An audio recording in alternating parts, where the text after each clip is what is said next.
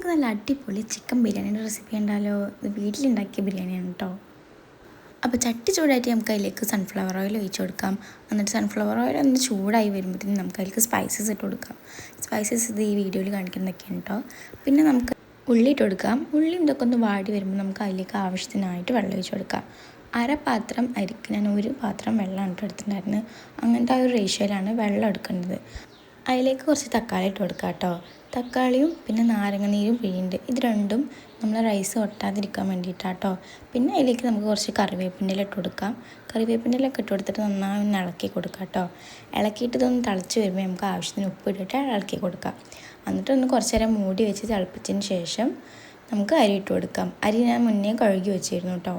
പിന്നെ നമ്മുടെ അരി ഒന്ന് തിളച്ച് വരുമ്പോൾ നമുക്കൊന്ന് ഇളക്കി കൊടുത്തിട്ട് കുറച്ച് നേരം ഒന്ന് വേവാൻ വേണ്ടി മൂടി വയ്ക്കാം. അരിയൊക്കെ ഒന്ന് വെന്ത് വരുമ്പോൾ നമുക്ക് പാലിൽ കുറച്ച് മഞ്ഞൾപ്പൊടി കലക്കിയിട്ട് അതൊന്ന് മേലേക്കോട്ട് ഒഴിച്ച് കൊടുക്കാം.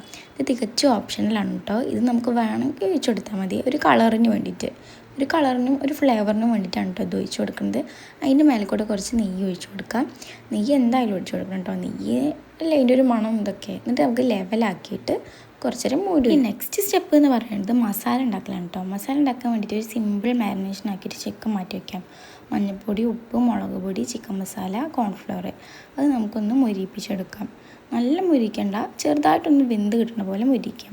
എന്നിട്ട് നമുക്ക് ഒരു പാത്രത്തിൽ ഓയിൽ ഒഴിച്ചിട്ട്, സൺഫ്ലവർ ഓയിൽ ഒഴിച്ചിട്ട് നമുക്ക് ബിരിയാണിയുടെ മേലിടാൻ വേണ്ടിയിട്ട് അണ്ടിപ്പരിപ്പും മുന്തിരിയും നമുക്കൊന്ന് വറുത്ത് കോരി. ആ വറുത്ത എണ്ണയിൽ തന്നെ നമുക്ക് കുറച്ച് ഉള്ളിയും വറുത്തെടുക്കാം കേട്ടോ. ബിരിയാണിയുടെ മേലിടാൻ വേണ്ടിയിട്ട് തന്നെയാണ് കേട്ടോ ഉള്ളിയും വറുത്തെടുക്കുന്നത്. അത് വറുത്ത് കോരിയതിന് ശേഷം നമുക്കവിടെ മാറ്റി വയ്ക്കാം. ആ എണ്ണയിൽ തന്നെ മസാല ഉണ്ടാക്കാൻ വേണ്ടിയിട്ടുള്ള ഉള്ളി നമുക്ക് ഇട്ട് വാട്ടി കൊടുക്കാം കേട്ടോ.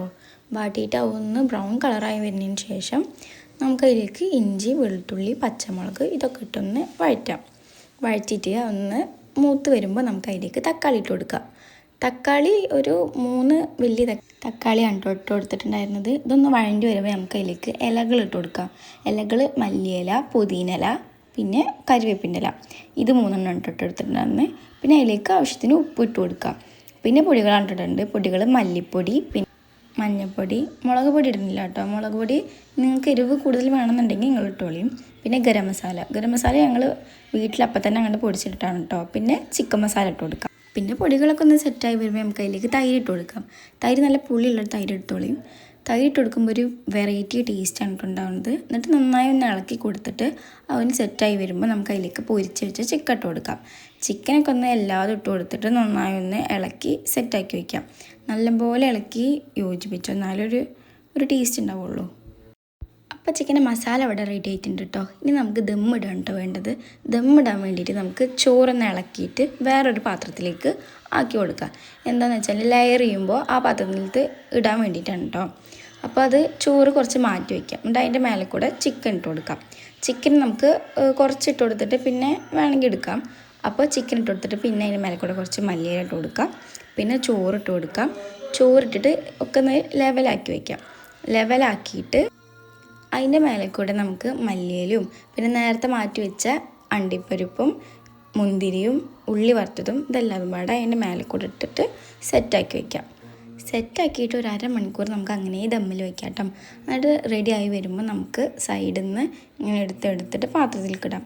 പാത്രത്തിലേക്ക് ഇട്ടിട്ട് നമുക്ക് സെർവ് ചെയ്യാം കേട്ടോ. നല്ല അടിപൊളി ചിക്കൻ ബിരിയാണിയാണ്. എല്ലാവരും ട്രൈ ചെയ്തിട്ട് ഫീഡ്ബാക്ക് അറിയിക്കും.